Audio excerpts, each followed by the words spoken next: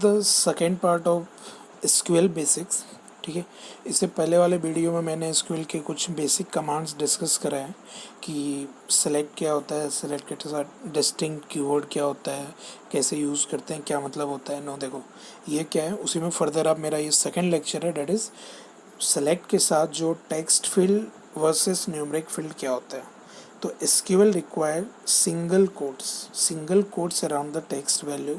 जब कोई भी टेक्स्ट वैल्यू होता है उसके अराउंड हम सिंगल कोट्स यूज़ करते हैं। ठीक है, most of the database will also allow double quotes भी कुछ डाटाबेस में होते हैं। ठीक है, बट न्यूमेरिक फील्ड जो होता है should not be enclosed in quotes. देखो इसका ये मतलब है, क्या मतलब है कि अगर सेलेक्ट स्ट्रिक्ट फ्रॉम कस्टमर, जैसा अभी हमने इससे पहले वाले वीडियो में डिस्कस करा है वेयर क्लॉज के साथ, कि वेयर क्या होता है, clause where customer ID equals to 1।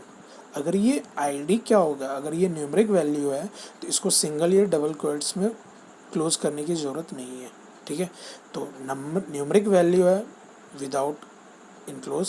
ठीक है, बट अगर सिंगल या टेक्स्ट वैल्यू है तो उसको सिंगल और डबल क्योट्स में हम इनक्लोज करते हैं इन डिफरेंट डाटाबेस। ठीक है, most of the database are in a single quotes, but कुछ डाटाबेस होते हैं जहाँ पे डबल क्योट्स में भी लिखते हैं। ठीक है, उसका क्या मतलब है बताता हूँ। अब देखो operator in the where clauses. ठीक है, अभी तक मैंने क्या करा है कि जो डिफरेंट कमांड्स होते हैं DDL DCL वो सारा डिस्कस करा था, उसका क्या मतलब होता है वो डिस्कस करा था। देन सेलेक्ट कमांड डिस्कस करा था, सेलेक्ट के साथ डिस्टिंक्ट कीवर्ड क्या होता है। ठीक है, यूनिक वैल्यू को रिट्रीव करने के लिए। देन वेयर क्लॉज यूज़ करा। अब वेयर में क्या डिफरेंट ऑपरेटर्स होते हैं। ठीक है, operators in the where clause. तो देखो वेयर क्लॉज में देखो ये टेबल है, फॉलोइंग ऑपरेटर्स होते हैं जो यूज़ हम करते हैं मेनली। क्या होता है, इक्वल्स टू, जैसे यहाँ where customer ID equals to 1, greater than, less than, greater than equals to, less than equals to, not equals to. देखो नॉट इक्वल्स टू को ऐसे भी लिखते हैं, कुछ एक में कैसे हम लिखते हैं। देखो क्या होता है, नॉट इक्वल्स टू को हम इस तरह भी डिनोट करते हैं, या कहीं कहीं क्या होता है, that is the not equals to. ठीक है, साइन ऑफ एक्सक्लामेशन। ठीक है, अब देखो बिटवीन होता है। अब इसके क्या मतलब है। ठीक है, बिटवीन, लाइक, इन, सारी चीज़ें। अगर मेरा MCQs वीडियो आपने देखा है तो वहाँ मैंने शॉर्ट में डिस्कस कराया क्या होता है, बट यहाँ इन डिटेल्स विथ सिंटेक्स भी बताने वाला हूँ क्या होता है, कैसे करते हैं। ठीक है, देखो ये कुछ कमांड है, जैसे क्या है, select strict from products where price greater than equals to 30। ठीक है, अब देखो इसमें क्या है कि क्या टेबल का नाम क्या है, इसमें फ्रॉम प्रोडक्ट्स नाम का एक टेबल है, उसमें डिफरेंट प्रोडक्ट्स हैं, उसके प्राइस होंगे। तो अब यहाँ पे देखो दिस आर द ऑपरेटर्स। यहाँ पे आप ग्रेटर देन भी रख सकते हो सिंपली। ठीक है, मतलब क्या कर सकते हो, यहाँ पे ग्रेटर देन और इक्वल्स टू मैंने लिखा है। यहाँ पे आप क्या कर सकते हो, वेयर प्राइस ग्रेटर देन 30। ठीक है, price less than 30, price less than equals to 30, greater than equals to 30। This are the operators which we used in the where clause. Okay, ठीक है, अब देखो वेयर प्राइस ओपन क्लोज, इसका क्या मतलब है, नॉट इक्वल्स टू 18। ठीक है, ये क्या है, जैसे मैंने अभी ऊपर बताया था टेबल में, this are not equals to. ठीक है, या इसको sign of exclamation equals to ये भी लिख सकते हो, बहुत सारे डाटाबेस में ऐसे भी लिखते हैं। तो ये क्या करेगा, प्रोडक्ट टेबल से जो प्रोडक्ट होगा different, where price not equals to 18। ठीक है, जहाँ जहाँ प्राइस 18 नहीं होगा, मतलब 18 जहाँ होगा उसको छोड़ देगा, बाकी बात प्राइस वो शो करेगा। ठीक है, अब देखो बिटवीन ऑपरेटर सेलेक्ट क्या करता है, values with in a value range. ठीक है, MCQs में मैंने ये सारे मल्टीपल चॉइस के क्वेश्चंस भी होते हैं। Between operator select values with in a given range. ठीक है, इन अ सर्टेन रेंज। ठीक है, अगर कोई वैल्यू सेलेक्ट करना है then we use the operator between with where clause. ठीक है, select from the products where price between 50 and 60। ठीक है, तो 50 और 60 में क्या होगा, देखो 50 is the lowest value and 60 is the largest. तो 50 60 को ये छोड़ेगा, इनके बीच का जो वैल्यू होगा उसे रिट्रीव करेगा। ठीक है, अब नेक्स्ट क्या है, there are 2 wild cards often used in conjunction with the like operators. देखो लाइक मेनली क्या होता है ना, कि जो अगर कोई भी टेबल है सपोज कस्टमर ही। ठीक है, कस्टमर में जो एड्रेस है, अगर आप सेलेक्ट करना चाहते हो पर्टिकुलर कस्टमर का address, those name starts from A. ठीक है, तो आप उस तरह की क्वेरी में लाइक ऑपरेटर यूज़ करते हैं। लाइक के साथ this are the wild cards, percentage. ठीक है, परसेंट साइन रिप्रेजेंट 0 1 और मल्टीपल कैरेक्टर। 0 1 और मल्टीपल कैरेक्टर का मतलब मैं बताता हूँ क्या होता है कि अगर इस तरह से आप परसेंटेज लिख के ए लिखते हो तो ए वर्ड से जितने भी एड्रेस होगा, ठीक है, लाइक अगर मैं लिखता हूँ परसेंटेज पी, किसी का एड्रेस पटना है, ठीक है, तो अब पटना या पी से जितने भी एड्रेस में होगा start words, this are going to be selected, ठीक है। और अंडर स्कोर भी यूज़ करते हैं, ये देखो under score represent the single character, इससे आप सिंगल कैरेक्टर को एक्सट्रैक्ट करते हो बट परसेंटेज से मल्टीपल कैरेक्टर, ठीक है। अगर इन बिटवीन 2-3 कैरेक्टर चाहिए, अभी देखो इसे भी मैं बताता हूँ क्या मतलब है इसका। देखो ये एग्जांपल है लाइक ऑपरेटर्स और अंडर स्कोर के। देखो यहाँ मैंने मेंशन कर रखा है क्या, देखो अगर आप ध्यान से देखो तो क्या है, where customer name like A percentage, percentage बाद में है तो इसका क्या मतलब है, find any value that starts with A, ठीक है। कस्टमर टेबल में अगर किसी का नाम सपोज आप सेलेक्ट करना चाहते हो, select strict from customer where customer name like A percentage, customer name, तो कस्टमर टेबल में जो कस्टमर का नेम होगा, जो भी नाम ए से स्टार्ट हो रहा होगा, this will be selected, those will be selected, okay. तो name value that will start with A से जो भी नेम वैल्यू स्टार्ट होगा वो सारे सेलेक्ट हो जाएंगे। अब देखो अगर परसेंटेज को आगे लिखते हो, find the value that end with A, ठीक है।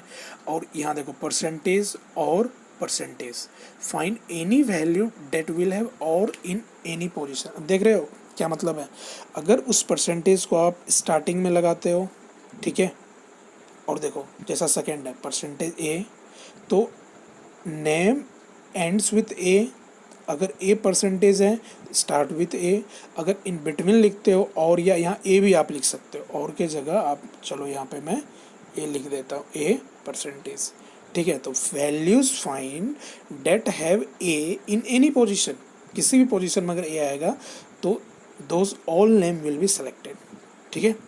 अब क्या है हमारा, यहाँ पे देखो ये हो गया। अब underscore are percentage value that have are in the second position, second position क्यों, क्योंकि देखो अंडर स्कोर एक कैरेक्टर ले लिया और R will in the second position, तो आर सेकेंड पोजीशन में चला गया।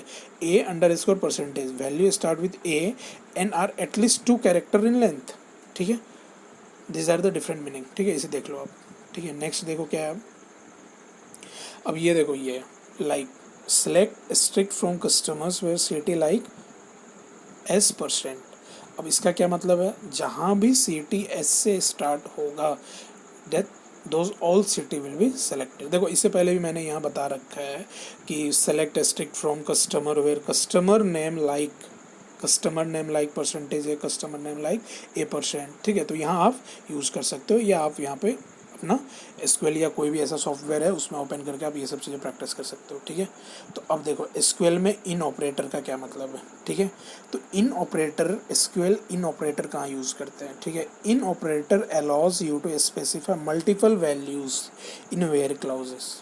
इन operator is a short hand for multiple और कंडीशन, ठीक है। इसको हम क्या करते हैं, मल्टीपल और क्या होता है देखो, और देखो ये सब चीज़ें मैं नीचे डिस्कस करूँगा लॉजिकल कमांड्स में, एंड और नॉट का क्या मतलब है, ठीक है। तो ये याद रखो कि इन ऑपरेटर को हम क्या बोलते हैं शॉर्ट हैंड में फॉर मल्टीपल और कंडीशन, ठीक है। मल्टीपल और कंडीशन लिखो या आप इन लिखो, ठीक है। तो अब देखो यहाँ क्या है, select strict from customers where city in Paris comma London. तो इसमें क्या होगा ये आप मुझे कमेंट करके बताओ, ठीक है।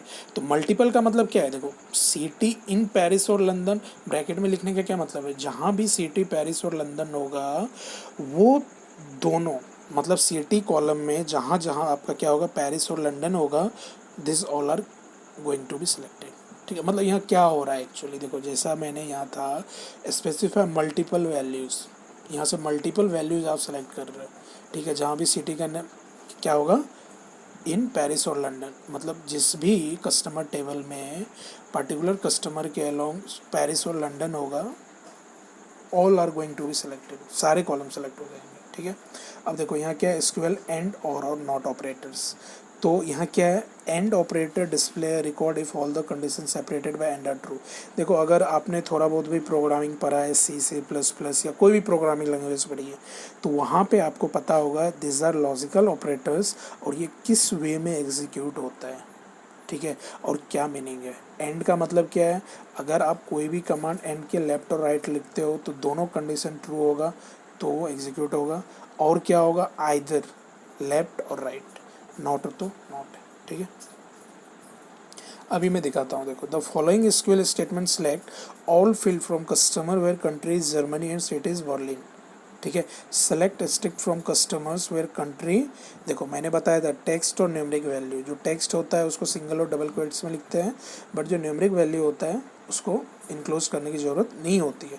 Country Germany and city Berlin, तो इससे क्या होगा, all field from customers where countries Germany and cities Berlin, जहाँ जहाँ सिटी में क्या होगा आपका बर्लिन एंड कंट्री जर्मनी वो सारे सेलेक्ट होंगे। जहाँ ये कंडीशन ट्रू होगा मतलब कस्टमर टेबल में, ये देखो कस्टमर टेबल में अगर ये आपका सिटी है, ठीक है, और आपका ये कंट्री है, तो इस सिटी और कंट्री के करस्पॉन्डिंग जो रो होगा, तो सिटी में आपका क्या बर्लिन और कंट्री में क्या जर्मनी, तो जहाँ जहाँ ये ट्रू होगा that columns are going to be execute, या उस पार्टिकुलर कॉलम जो होगा आपका वो एक्सट्रैक्ट होगा वहाँ से, ठीक है।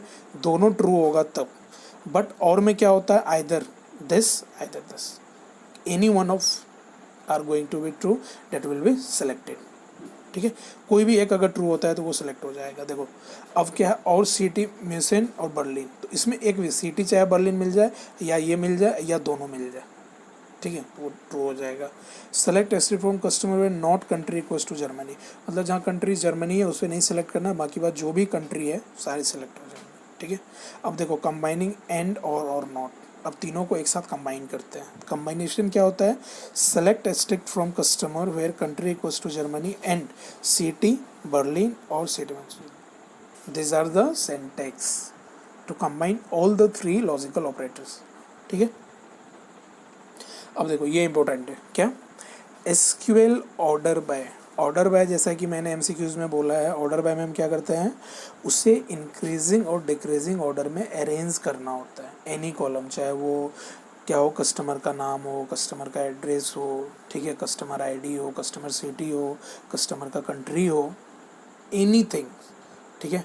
अगर आपको किसी भी ऑर्डर में अरेंज करना है, any order means either ascending और डिसेंडिंग, ठीक है। तो देखो use to sort a result in set in ascending और descending order, order by keyword sort the record in ascending order by default. देखो ये सब चीज़ें याद रखने लायक है, ठीक है, this are very very important, कि बाय डिफॉल्ट जो होता है ऑर्डर बाय यूज़ करोगे तो उसको असेंडिंग मतलब इंक्रीजिंग ऑर्डर, बड़े से छोटा, ठीक है। बट अगर आपको डिसेंडिंग ऑर्डर में अरेंज करना है then you will have to write the keyword DESC।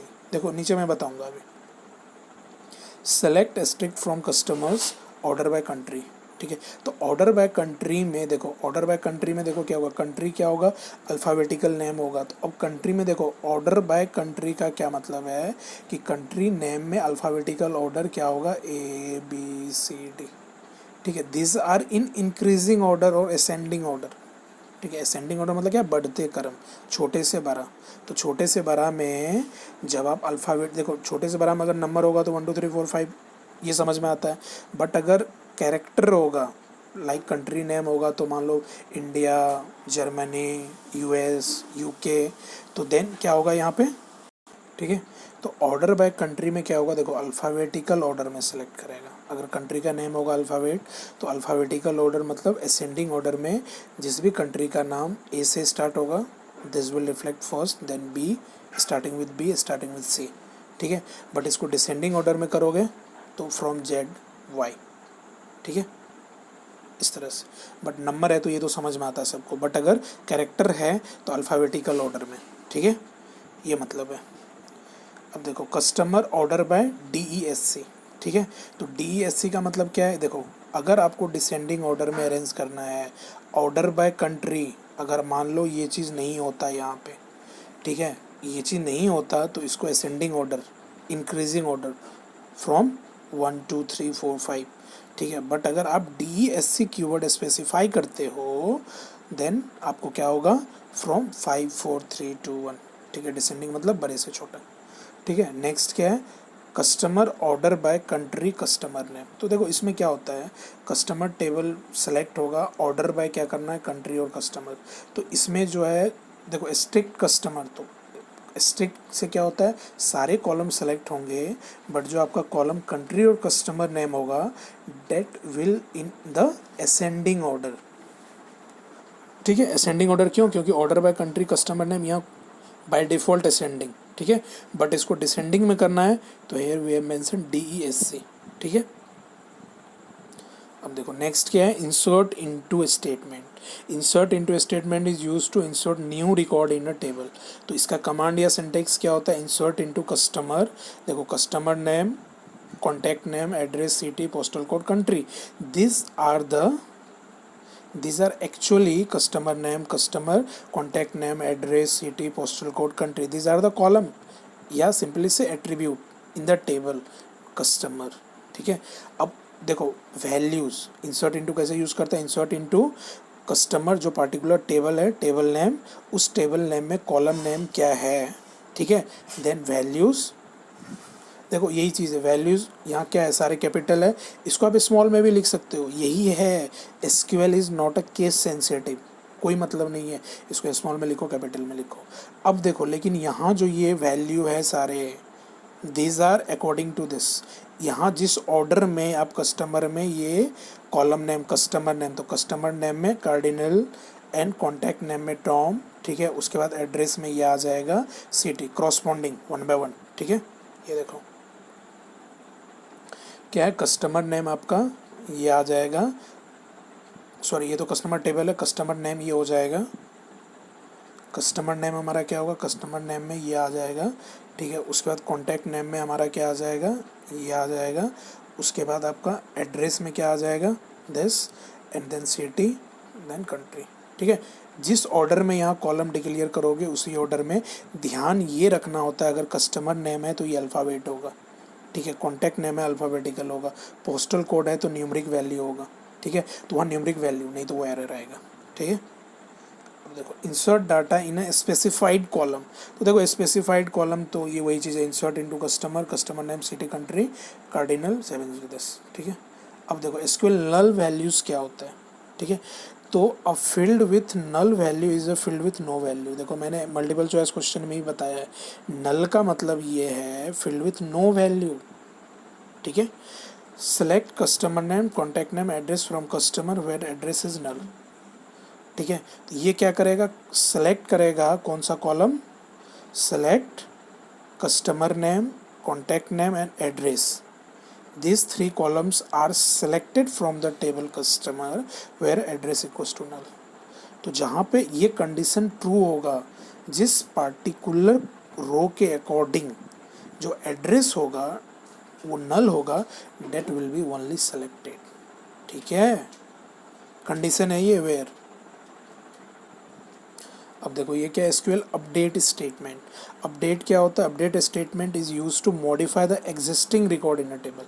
Existing record का मतलब क्या, पहले से कुछ पार्टिकुलर वैल्यू है किसी कॉलम के अकॉर्डिंग, ठीक है, उसे आपको अपडेट करना। अपडेट करना मतलब क्या, जैसे क्या होता है, मान लो स्टूडेंट टेबल है, ठीक है, उसका फ़ोन नंबर कॉलम में। ठीक है, तो फ़ोन नंबर क्या होता है, मान लो सर्टेन टाइम के बाद नंबर खो गया, कुछ हो गया, तो नंबर आपको चेंज करना है अपने डाटाबेस में, तो आप क्या करोगे, अपडेट करोगे। ठीक है, यही तो होता है अपडेट। ठीक है, अब क्या है, देखो ध्यान क्या रखना है, be careful when updating records in a table, notice the where clause in the update statement, the where clause specify which record that should be updated, if you omit the where clause all record in the table will be updated। देखो ये very important है। ठीक है, where clause specify which record, अगर आप where clause को omit करते हो, क्या करते हो, ओमिट मतलब वेयर क्लाउज नहीं लिखते हो। ठीक है, ये देखो where clause specify which record. ठीक है, अगर इस वेयर क्लाउज को आप क्या करते हो, ओमिट करते हो, ओमिट का मतलब क्या करते हो, वेयर क्लाउज नहीं लिखते हो, जैसा मैंने देखो नीचे लिखा है, update customer set contact name equals to John. अब ये क्या करेगा, जो कस्टमर टेबल है उसमें जो कॉन्टैक्ट नेम का कॉलम होगा, ठीक है, कॉन्टैक्ट नेम, तो जितने भी कस्टमर के रिकॉर्ड होंगे सारे कॉन्टैक्ट नेम में वो क्या कर देगा, ज्वाइन कर देगा। ये करके देखो आप, अगर आप वेयर क्लॉज लिखते हो तो वेयर क्या होता है, कंडीशन होता है, पार्टिकुलर कंडीशन जो मीट करेगा only this cell value will be updated only, like customer ID where, यहाँ क्या लिख दो, update customer set contact name equals to John where customer ID equals to 1। तो जहाँ कस्टमर आईडी 1 होगा उसके कॉरस्पॉन्डिंग कॉन्टैक्ट नेम का जो कॉलम होगा वहाँ पे कॉन्टैक्ट नेम की जगह वो उसे ज्वाइन कर देगा। अगर वेयर नहीं लिखते हो तो सारे कॉन्टैक्ट नेम जितने भी कस्टमर का एंट्री होगा all are going to set join. ठीक है, नेक्स्ट क्या है, अपडेट द फर्स्ट कस्टमर, देखो customer ID equals to 1, update customer set contact name equals to this city this where customer ID equals to this. तो अब यहाँ पे देखो क्या हो रहा है कि ये customer ID where is the condition, जहाँ कस्टमर आईडी 1 है वहाँ आप कॉन्टैक्ट नेम में ये लिख दो और सिटी को ये अपडेट कर दो। बट अगर वेयर यूज़ नहीं करते हो तो सारे कॉन्टैक्ट नेम में ये आ जाएगा और सिटी में ये आ जाएगा, भले उसका सिटी कुछ भी हो। तो ये क्या है, ये एक तरह का प्रॉब्लम है डाटाबेस में। तो अपडेट के टाइम बहुत ही केयरफुल रहना पड़ेगा। ठीक है, अब देखो क्या, update multiple record, update customer set contact name equals to this where country equals to Mexico. ठीक है, तो कंट्री मैक्सिको है, कॉन्टैक्ट नेम क्या करना है, ये तो मैक्सिको जहाँ जहाँ पे होगा, क्योंकि देखो कंट्री क्या है आपका, कंट्री इक्वल्स टू मैक्सिको। अब मान लो कस्टमर टेबल है, इसमें 1000 2000 कस्टमर के रिकॉर्ड हैं, तो ये पॉसिबल है कि 100 200 कस्टमर ऐसे हैं जो एक ही सिटी से या एक ही कंट्री से। ठीक है, तो ये पॉसिबल है। तो मैक्सिको जिसमें पार्टिकुलर कस्टमर का कंट्री नेम होगा, those all are going to be updated. ठीक है, set contact name equals to John where country equals to Mexico. ये पॉसिबल है कि नहीं है ये बताओ।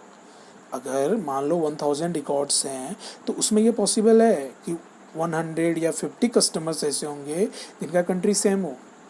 तो ये कंडीशन जहाँ जहाँ ट्रू होगा वहाँ कॉन्टैक्ट नेम को वो क्या कर देगा, जवान। देखो ये बहुत इंपॉर्टेंट चीज़ है, ध्यान से देखना। ठीक है, अब क्या है, एसक्यूएल डिलीट स्टेटमेंट। ठीक है, तो डिलीट क्या होता है, delete statement is use to delete existing record in a table, that means use to remove one or more row from a table. देखो इसमें भी कुछ कंडीशन है, अगर आपको एक रो 2 रो डिलीट करना है तो इसमें भी क्या होता है, देखो the following SQL statement delete the customer Alfred. ठीक है, from the customers table, delete from the customer where customer name equals to this. ठीक है, तो अब देखो यहाँ भी where is a clause and the condition कि अगर where customer name equals to this, तो देखो जहाँ पे भी मान लो ये हमारा टेबल है, ठीक है, दिस आर द रो, अगर इस रो के अकॉर्डिंग कस्टमर नेम हमें ये मिलता है तो ये टोटल रो चला जाएगा। इस रो के करस्पॉन्डिंग मान लो यहाँ पे मल्टीपल कॉलम भी हैं, तो इस रो में मान लो ये वाला सेल मीट किया क्या, customer name equals to this. तो अब यहाँ कस्टमर आईडी कुछ है चाहे यहाँ कुछ है, ये complete row are going to be vanished, delete. ठीक है, वैनिस्ड और डिलीट। ठीक है, लेकिन अगर आप यहाँ पे वेयर क्लाउज देखो नीचे है, delete all record, it is possible to delete all rows in a table without deleting a table, without deleting a table. ठीक है, डिलीट फ्रॉम कस्टमर। तो अब ये चीज़ समझ में आ रहा है। देखो ये लाइक ट्रंकेट कमांड हो गया। ट्रंकेट में हम लोग क्या करते थे, TRUNCAT, ये भी मैं बताऊंगा। Truncate data definition language, data definition truncate भी हमारा क्या करता था, only deleting the rows without table, without deleting a table, मतलब टेबल डिलीट नहीं करता था, only that will delete all the rows. All the, देखो रोज का मतलब अब समझ में आ गया होगा कि अगर ये हमारा कॉलम है, यहाँ पे n नंबर ऑफ रोज है, ठीक है, यहाँ कुछ भी A1 A2 A3 है, ये हमारा रोज है हॉरिजेंटल और वर्टिकल कॉलम है। ठीक है, तो सारे रोज में जो भी वैल्यू इंसर्ट होगा वो डिलीट हो जाएगा अगर आप डिलीट के साथ वेयर क्लाउज यूज़ नहीं करते हो। ठीक है, तो ये सेम हो जाएगा ट्रंकेट, ट्रंकेट का भी यही काम है। ठीक है, बट आप अगर वेयर क्लाउज यूज़ करते हो तो जैसा मैंने यहाँ बोला है, तो वो पार्टिकुलर रो डिलीट होगा जो कंडीशन को मैच करेगा। ठीक है, अब देखो यहाँ क्या है, कुछ फंक्शन होते हैं, एग्रीगेट फंक्शन होते हैं एसक्यूएल में। दिस आर, देखो यहाँ जो मैं अभी बता रहा हूँ SQL mean and max function. तो मीन फंक्शन क्या रिटर्न करता है, smallest value of the selected column, particular column से जो भी क्या होगा मिनिमम, और maximum function returns the largest value of the selected column. तो देखो इसको यूज़ कैसे करते हैं, select main is the keyword, price, price क्या है हमारा, ये ऑर्डर्स टेबल है, देखो प्रोडक्ट टेबल है यहाँ पे हमारा, ठीक है। Product is the table name, ठीक है। अब प्रोडक्ट टेबल नेम में कोई एक कॉलम है हमारा क्या, प्राइस का, ठीक है। This are the price column, ठीक है। तो यहाँ से प्राइस में जो भी मिनिमम प्राइस होगा डेट विल द रिटर्न, और select max price from product, तो यहाँ से मैक्सिमम प्राइस आ जाएगा, ठीक है। तो देखो इसको हम एसक्यूएल में एग्रीगेट फंक्शन भी बोलते हैं। एग्रीगेट फंक्शन में mean, max, count, average, sum भी आता है, ठीक है। This are the aggregate function in the SQL, ठीक है। तो अब क्या है हमारा, काउंट, एवरेज, सम। तो देखो जैसा इसका फंक्शन का नाम है काउंट, तो ये काउंट, अब काउंट का देखो सिंटेक्स दिखा दो। Count function returns the number of रोज। देखो ये भी तुमसे पूछा जा सकता है एमसीक्यूज में, what will return function count, तो क्या रिटर्न करता है, the number of rows that match specified criteria. देखो क्राइटेरिया का मतलब यही है, वेयर के साथ अगर क्लॉज यूज़ करते हो तो वो कंडीशन जो मैच करता है that is actually the row value, not the column, where customer ID equals to 1। तो अब मान लो कस्टमर आईडी होगा, अगर मान लो ये टेबल है, ठीक है, तो ये तो कस्टमर आईडी हो गया, बट कस्टमर आईडी 1 कहाँ होगा, इस रो के करस्पॉन्डिंग ना। तो दिस वैल्यू मैच होगा तो इसके करस्पॉन्डिंग ये कंप्लीट रो का वैल्यू चला जाएगा, ठीक है। तो काउंट फंक्शन सिंपली रिटर्न करता है क्या, number of rows that matches the specified criteria. क्या रिटर्न करता है, नंबर ऑफ रोज। और average function return the average value of the numeric column. ध्यान रखना, एवरेज क्या करता है, मान लो कोई कॉलम है प्राइस, प्राइस का क्या करना है तुम्हें, एवरेज निकालना है, एवरेज प्राइस क्या रहा, तो डेट विल रिटर्न द क्या, average value of the numeric column, but count returns the number of रोज, ठीक है। और सम क्या करता है, return the total sum of the numeric column. ये भी कॉलम का है, क्योंकि देखो सम करना है तो सम कोई भी अल्फ़ाबेटिकल एड्रेस का नहीं होगा, ठीक है। अगर स्टूडेंट टेबल है तो उसमें उसका एज एक कॉलम हो सकता है, जिसका तुम्हें क्या करना है, एवरेज निकालना है, एवरेज एज क्या है, सारे के एज सम करने हैं, ठीक है। चाहे मार्क्स है, उस मार्क्स का एवरेज निकालना है या सम करना है, ठीक है, ये चीज़ें हैं, ठीक है। तो इसमें हम एवरेज सम करते हैं, वो रिटर्न करेगा, मान लो मार्क्स एक कॉलम है, ठीक है, एज एक कॉलम है, तो मार्क्स एक कॉलम है, तो मार्क्स में एवरेज मार्क्स क्या है, टोटल मार्क्स क्या है, ठीक है। तो वो न्यूमरिक कॉलम वैल्यू होगा, ठीक है, लेकिन रोज वैल्यू रिटर्न करता है क्या, काउंट। ये देखो syntax, select count product ID, ठीक है, फ्रॉम प्रोडक्ट, प्रोडक्ट टेबल का नाम है, वहाँ से काउंट क्या करना है, प्रोडक्ट आईडी, ठीक है। तो वो क्या करेगा, प्रोडक्ट आईडी में देखो क्या है, मैं बता रहा हूँ कि मान लो ये टेबल है प्रोडक्ट, ठीक है, इसमें एक कॉलम है आपका क्या, ये जो वर्टिकल है डेट इज़ कॉलम, ये हॉरिजेंटल रो। तो यहाँ मान लो ये पहला कॉलम है प्रोडक्ट आईडी का, तो आईडी 1 2 3 4, ठीक है। तो काउंट क्या करेगा, 4 रिटर्न कर देगा, टोटल कितने हैं, 4, ठीक है, ठीक है। और एवरेज प्राइस क्या करेगा, अब मान लो प्राइस का ये कॉलम है, तो प्राइस में 20 30 40 कुछ भी है, तो ये इसका क्या करेगा, सम करेगा, टोटल नंबर से इसको डिवाइड करेगा, जैसे नॉर्मल एवरेज निकालते हैं, ठीक है। तो ये क्या करेगा, एवरेज निकालेगा, बट ये कॉलम का निकालेगा, बट काउंट क्या करेगा, नंबर ऑफ रोज रिटर्न करेगा, ठीक है, नंबर ऑफ रोज रिटर्न करेगा जो उस कंडीशन को मीट करेगा। और सम भी हमारा क्या करेगा, कॉलम भी रिटर्न करेगा। अब देखो एसक्यूएल एलियास क्या होता है, ठीक है, एसक्यूएल एलियास क्या होता है, are use to give a table और a column in a table a temporary name. देखो इसमें मैं बताऊँ सिंपली क्या करते हैं कि मान लो कोई टेबल है, ठीक है, जब सेलेक्ट स्ट्रिक्ट फ्रॉम, मान लो ये कस्टमर टेबल है, ठीक है, यहाँ कस्टमर आईडी, यहाँ कस्टमर सीटी, मान लो कस्टमर सीटी, ये इतना बड़ा नाम है, तुम चाहते हो कि जब वैल्यू फैच होके आए तो इतना बड़ा कॉलम का नाम ना आए, ठीक है। कस्टमर सिटी है तो सिंपली सिटी आए, कस्टमर आईडी लिख रहे हो तो सिंपली वो आईडी लिख के आए कॉलम में, ठीक है। तो उसके लिए हम एलियास यूज़ करते हैं, ठीक है। टेम्पररी नेम होता है जब फैच होता है वैल्यू, ठीक है, तो जो तुम स्क्रीन पे देखोगे आउटपुट, तो only that time you will see customer ID as ID, city customer city as city, ठीक है।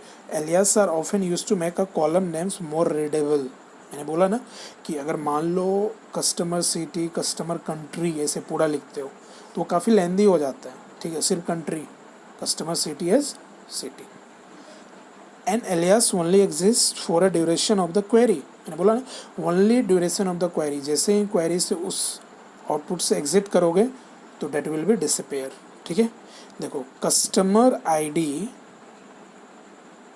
क्या है, सेलेक्ट देखो कस्टमर आईडी, ये इतना बड़ा नाम है, तुम चाहते हो जो रिटर्न हो के आउटपुट आए वहाँ कस्टमर आईडी नहीं, वो कॉलम का नेम सिर्फ आईडी लिख के है, तो ID customer name as only customer, तो यहाँ कस्टमर लिख के आएगा फ्रॉम कस्टमर्स, ठीक है। That is the alias, temporary only.